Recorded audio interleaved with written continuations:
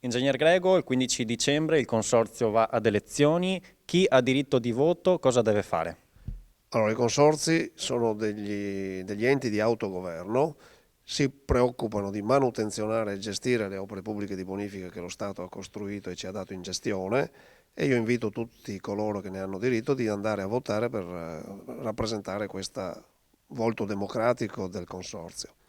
Gli aventi diritto hanno ricevuto a casa una lettera che spiega le modalità e anche dove presentarsi, giusto? Sì, gli aventi diritto sono coloro che pagano un contributo di bonifica.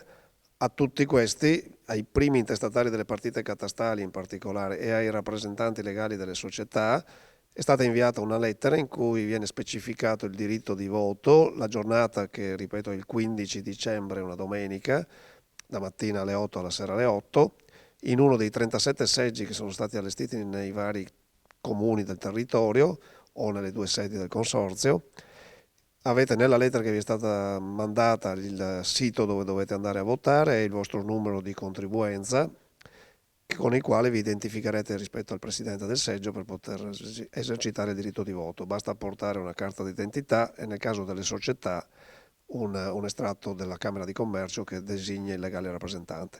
Poi ci sono delle possibilità di delega e altre cose, e il tutto ben spiegato lo trovate nel sito ufficiale del consorzio, che è il www.bonificavenetorientale.it. Nella sezione elezioni trovate tutte le indicazioni necessarie e anche i moduli per le eventuali deleghe e altre cose.